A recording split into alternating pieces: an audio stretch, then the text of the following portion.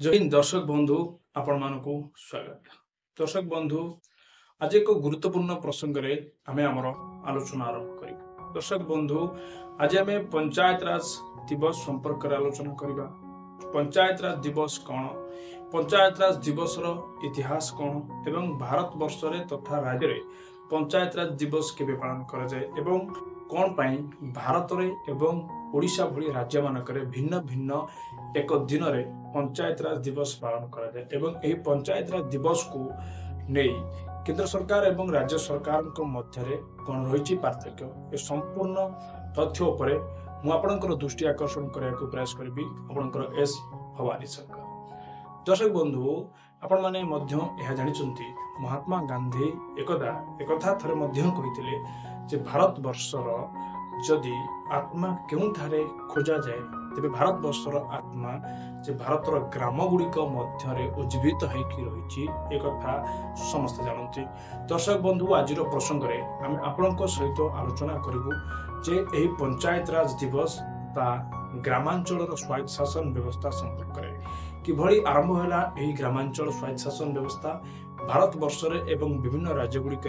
एहाकु नेकी कोन रहिछि नीति नियम बा एहाकु नेकी कोन रहिछि सांविधानिक विधि व्यवस्था। दर्शक बंधु जे स्वाधीनता परे भारत वर्ष रे जे एभली पंचायत राज व्यवस्था बा ग्रामांचल स्वायत्त शासन हम संविधान रे थिला ताहा नहे। संविधान 1951 मसीह रे कार्यकारी होइथिले मध्य दर्शक बंधु एभली ग्रामांचल रे स्वायत्त शासन व्यवस्था जाहाकु आपण लोकल सेल्फ गवर्नमेंट बोली कहउचंती ए व्यवस्था नथिला। संविधान आरंभ हेबार अनेक दिन पूर्वे एवं 1992 मसीह प्रथम थर पर आम भारत वर्ष रे पंचायत राज व्यवस्था को संविधान अंश विशेष करागला। संविधान 73तम संविधान संशोधन फल एवं 72तम संविधान संशोधन फल ग्रामांचल एवं सहरांचल गुड़िक एभली स्वायत्त शासन व्यवस्था बा लोकल सेल्फ गवर्नमेंट व्यवस्था आरंभ करागला। दर्शक बंधु 1992 मसीह प्रथम थर पर यह व्यवस्था आरंभ कर राजस्थान ठारे यह व्यवस्था आरंभ कर सारा भारत वर्ष 1993 मसीहार एप्रिल मास 24 तारिख को जे केंद्र सरकार सारा भारत वर्ष जातीय पंचायत राज दिवस रूपे पालन कर क्रम प्रत्येक राज्य गुड़िकर विभिन्न पंचायत राज आईन गठन कर ओडिशा 1948 मसीहा एवं 1959 मसीह ओडिशा ग्रामांचल स्वायत्त शासन आईन व्यवस्था प्रचलन कर किंतु एही आईन गुड़िक सठिक भाव में कार्यकारी कर बिजू पट्टनायक मुख्यमंत्री थिबा समय 1993 मसीहा बेलू बिजू पट्टनायक ओडिशा ग्रामांचल ओडिशा ग्राम पंचायत आईन एवं ओडिशा पंचायत समिति एवं जिला परिषद आईन को पुनः संशोधन कर 1993 मसीह प्रणयन कर। दर्शक बंधु जितेबाला बिजू पट्टनायक मुख्यमंत्रित्व समय ओडिशा रे एभली ग्राम पंचायत रे पंचायत राज व्यवस्था को सुदृढ़ीकरण करा निमंते समस्त पदक्षेप निया। यही मर्म ओडिशार 25 वर्ष धरी पूर्वतन सरकार मार्च मास 5 तारिख को जहाँ थिला बिजू बाबू जन्म जयंती ताहाकू गाम ओडिशार पंचायत राज दिवस रूपे पालन करने को निष्पत्ति नहीं एवं एथि निमंते दीर्घ वर्ष धरी मार्च 5 तारिख को ओडिशा रे पंचायत राज दिवस रूपे पालन कर सारा भारत वर्ष एप्रिल मास 24 तारिख को भारतर पंचायत राज व्यवस्था रूपे पालन कर। दर्शक बंधु एठारे गोटे असंगति थिला सारा भारत वर्ष एप्रिल मास 24 तारिख रे पंचायत राज दिवस पालन कर ओडिशा रे मार्च मास 5 तारिख रे एभली एक पंचायत राज दिवस स्वतंत्र भाव में पालन कर। केंद्र सरकार जी एबे ओडिशार भारतीय जनता पार्टी सरकार अछंती सारा भारत वर्ष एक भारत एक नियम प्रचलन करने उद्देश्य रे आज एभली एक गुरुत्वपूर्ण निष्पत्ति मुख्यमंत्री मोहन चरण माझी नहीं जे सारा भारत वर्ष एप्रिल मास 24 तारिख को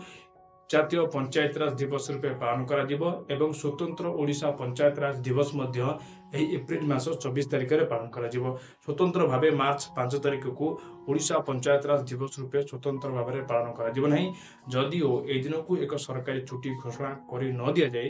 ବିଜୁ ବାବୁଙ୍କର ଜନ୍ମଦିନକୁ ଖୁବ୍ ଜାକଜମକରେ ପାଳନ କରାଯିବ ବୋଲି एकथा मुख्यमंत्री मोहन चरण माझी स्पष्टीकरण रखिंट। दर्शक बंधु ये थिला केंद्र और राज्य मध्य एकता स्थापन करने सारा भारत वर्ष में एकक नियम एवं आईन प्रणयन करने निमंते भारतीय जनता पार्टी एक प्रयास। दर्शक बंधु यह एक स्वागत योग्य पदक्षेप किंतु ए सबु प्रसंग क्रमे आपण को आम ये दर्शय देवाक चाहबू ये जो पंचायत राज व्यवस्था आरंभ होता। दर्शक बंधु यह राजीव गांधी प्रधानमंत्रीत्व समय बिल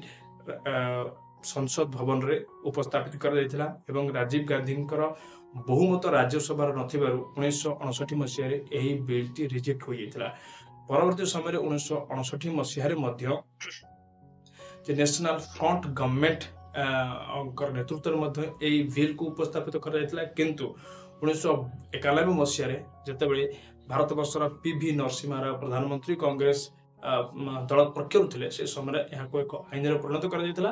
परवर्ती समय 1993 मसीहा एप्रिल मास 24 तारिख में यहाँ कार्यकारी कर। दर्शक बंधु आम आपण सम्मुखें ये कौन पृष्ठभूमि थिला एवं कौन थिला इतिहास रे पंचायत राज व्यवस्था एवं किपरि ये पंचायत राज व्यवस्था को सारा भारत वर्ष में पालन कर संपर्क में मुझे सम्यक जनवाक प्रयास कलु। दर्शक बंधु एबे आपन को आउ एक गुरुत्वपूर्ण प्रसंग उपर आपनकर दृष्टि आकर्षण करने को आम चाहबू। दर्शक बंधु जे मार्च 5 तारिख में पंचायत राज दिवस पालन कराजिबनी यह केवल बिजू बाबूर जन्म जयंती रूपे पालन करा एवं एप्रिल 24 तारिख में सारा भारत वर्ष में एभली पंचायत राज दिवस पालन कर। दर्शक बंधु यह एक गुरुत्वपूर्ण पदक्षेप। दर्शक बंधु यही प्रसंग आम आपन को कौन रही राजनैतिक विधि व्यवस्था रे किभली एक राजनैतिक असहिष्णुता एठारे